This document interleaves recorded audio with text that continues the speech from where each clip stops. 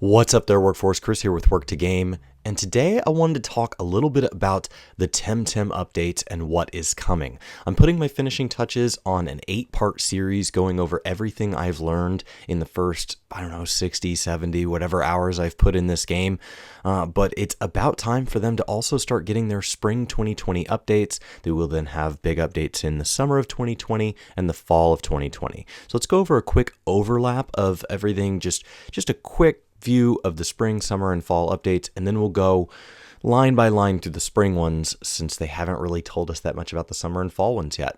So in the spring, we're going to be getting our first round of ranked matchmaking. We're also going to be getting a spectator mode for that, in-game chat, chat bubbles, and club management. Clubs are like their clans or guilds. In the summer, we're going to be moving to a new island. We're going to add 25 more TEM TEM. We're going to move to player housing, and we're going to have climbing gear for those of you that have already played the game and see the climbing type walls that you can't get past, and then emotes version 2, because we already have some emotes in game. And then in the fall, we will be looking at yet another island, 25 new TEM TEM, the first mythical TEM TEM, in-game tournaments, quest diaries, and achievements. Now to touch on those just a little more, because they have gone over most of the spring ones and a couple of the later ones, what they mean by balance is that when you have a limited number of TEMs and techniques, you can't get everything balanced, especially knowing that there's going to be future things. So they're going to be trying to patch things frequently, but I assume that when it comes to balance, it won't ever be perfect until the roster is complete, which they said is not going to be until the full release. Now with matchmaking, this is going to be a ranked rating type system, and so you'll be able to you'll have your tamer match rating, your TMR, and you'll be able to be ranked based on that, and that'll hopefully help put you against people of similar scale. Now, one of the issues is people are now worried, okay, am I going to have to go grind perfect SVs or spend a bunch of money getting all this? And they plan on implementing TEM TEM auto-scaling.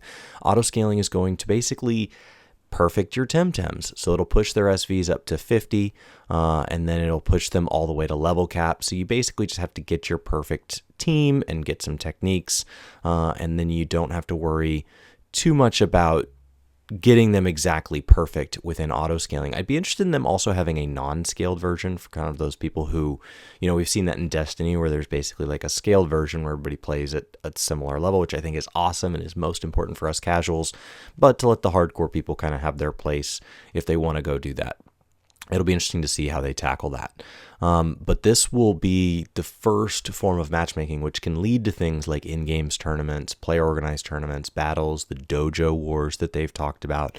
And should auto-scaling right now will only apply to ranked matchmaking, but it would be interesting to kind of see, okay, does it apply to all those other things long-term? Because remember, all of these announcements are not 100%. This is still a game in progress.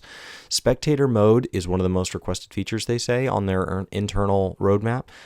So they want people to kind of be able to use that. I don't know if that's something from content creators or if that's just, you have more than two friends that get together and they want to see each other kind of battle. But basically, you'll be able to spectate other players while they're playing a competitive match, and you'll be able to see everything.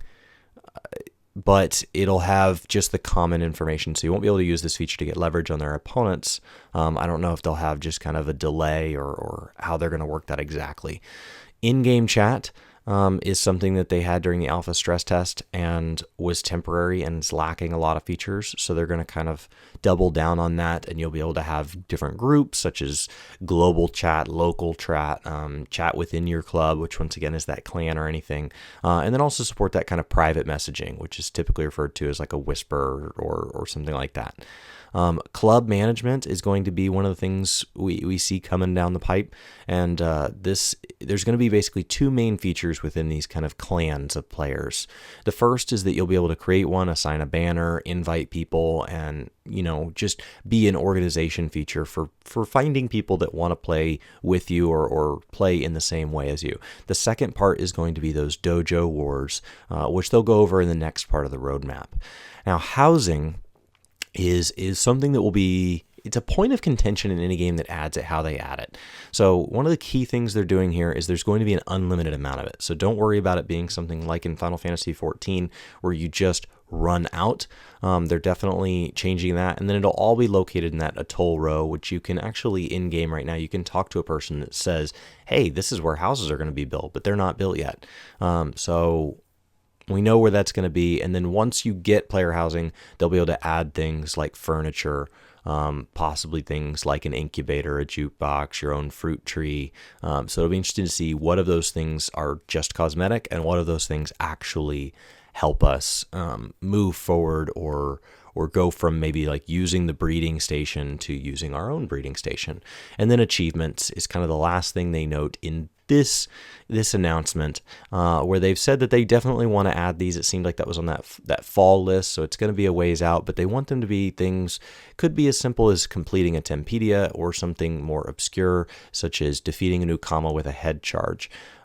So having a full array of achievements to reward people with everything from bragging rights to possibly in-game rewards is something they want supported in-game and definitely across every system as they move from being just Steam supported to being cross-platform. So guys, that's it. That's the announcement. They've said there's more on the way. Of course, you guys will hear about that from us. We're going to be following this game off and on. It's got quite a bit of updates to go, and so I think that I've enjoyed the first 60 to 70 hours, but I think that there's a lot more that I will want to play once this game has more features. So I think you'll kind of see content from us in waves, where once they have a big update, we'll come in and we'll play a lot. Things I'm not seeing here that they've talked about are, all sorts of features in and around the player, like trading economy in the auction house and things like that. You're not seeing anything listed on this spring, summer, fall about when they are going to add tournaments and things like that. So this really only gets us through the fall of 2020, and their original roadmap already planned on them going well into 2021. So there will be things possibly added to the list. Most likely would be the other way around. If anything, it's getting removed as they kind of just bite off whatever they can chew, and we're not done. We're going to be getting major updates every season for quite some time, at least a year, until this game starts to approach completion. For anybody that hasn't hopped in, remember that this game started at $30 or $35, and they're slowly increasing that price as this game becomes a more complete game. So just feel free to hop in whenever it makes sense for you. If the features and the stability isn't there for you yet, that makes sense. But if you already see the amount you want to play, then why wait? Feel free to join us and get to catching those Temtem. My name is Chris with Work to Game. I hope you guys have a fantastic day. Let me know in the comments below which part of this you're most excited about, which part you're most concerned about, and I look forward to hearing from you. I'll see you next time.